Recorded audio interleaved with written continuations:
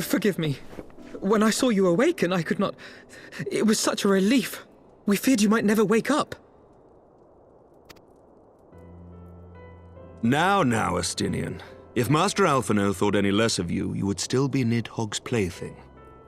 Or did... Aye, 'twas but a jest.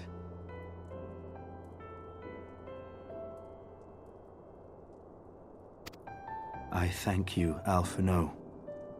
And you too, Warrior of Light. Quite how you managed to persuade Hraesvelgr to aid in his brood brother's downfall I cannot imagine. But full glad am I that you did. Yet again, you have achieved the impossible.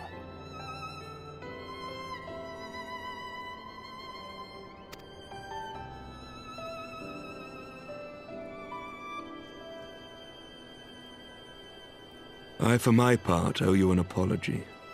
When last we met, I did willingly loose an arrow at your heart. Can you forgive me?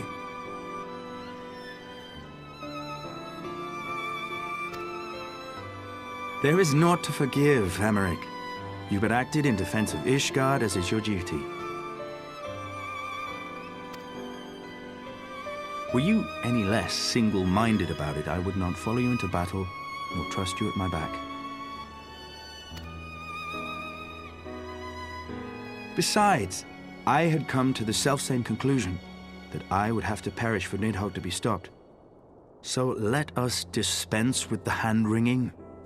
I have heard enough mewling for one day.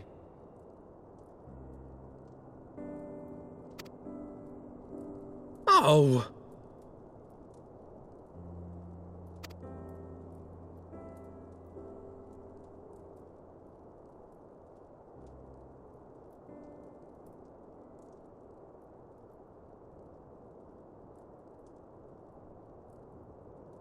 The tendrils of Nidhogg's foul presence bound up every fiber of my being, usurping my senses, but I yet retained some trace of awareness.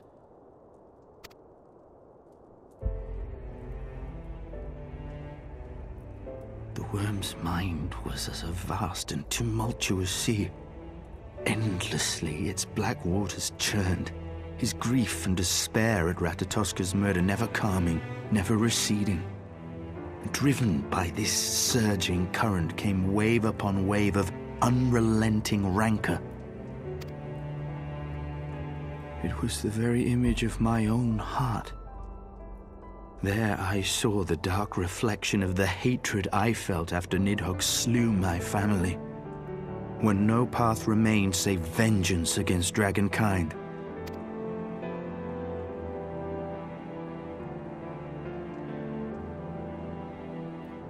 Neither one of us had a choice. But I was blessed with something Nidhogg was not. Comrades and teachers to console and admonish me.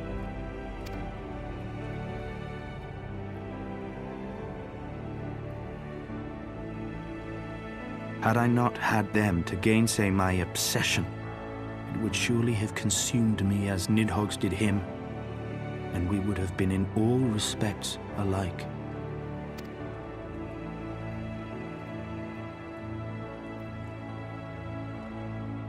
Though his shade is banished, his spirit scattered upon the sea of clouds, I feel no joy at his passing.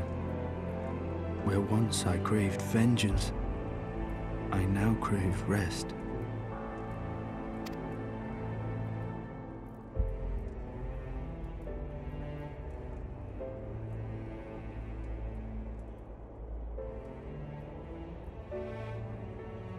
Lord Commander, my hunt is at an end. I would lay down the mantle of Azure Dragoon. My friend.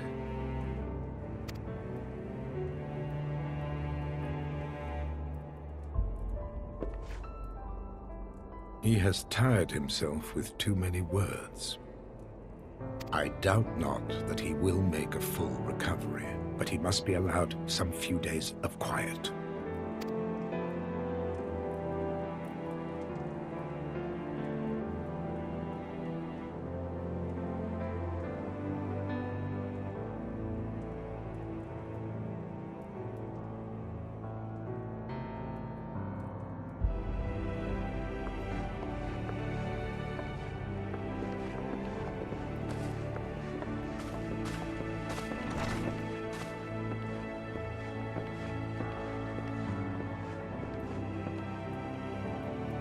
I too must see my path to its end.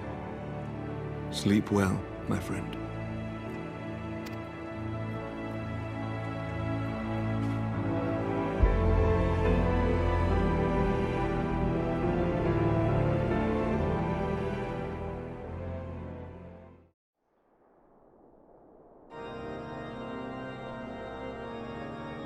Following the battle with Nidhogg on the Steps of Faith, Sir Emeric called an assembly that he might make his final proclamation as acting head of state.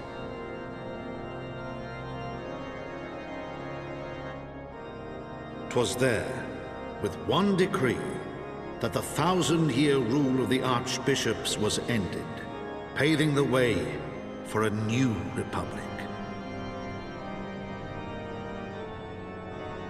The governance of Ishgard would now be placed in the hands of high and lowborn alike, their ranks represented by the newly founded House of Lords and House of Commons.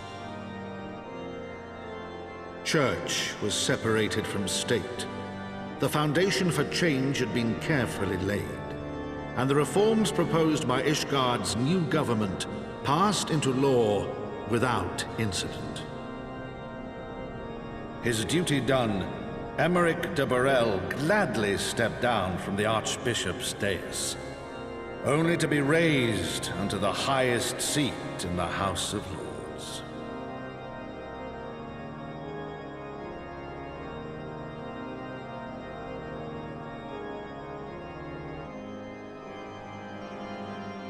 Though he strove at first to refuse this honor, the unexpectedly strident voice of the Count de Durandare left him little choice but to accept.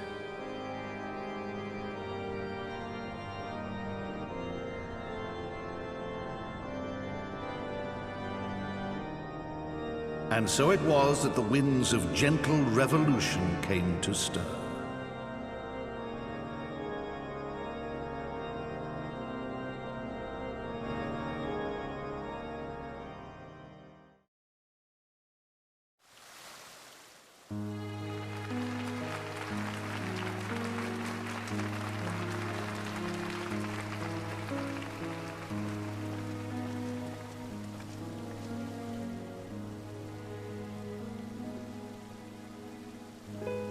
Prominent among the many honored guests at Sir Emeric's investiture were the ambassadors of Dragonkind, a fitting symbol of Ishgard's newfound peace.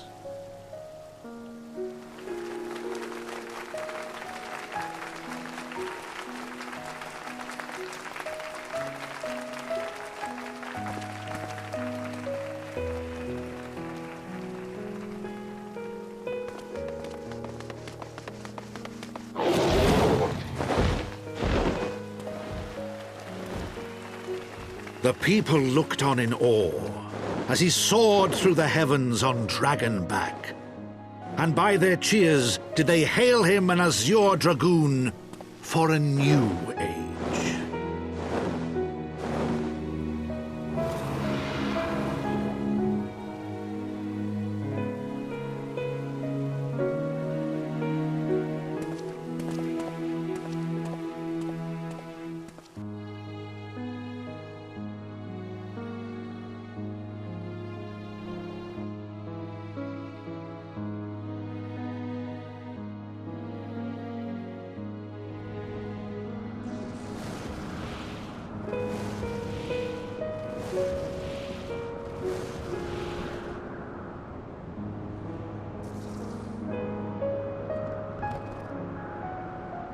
Thus were the notes of the dragon song rewritten, the din of war giving way to a rising litany of peace and hope.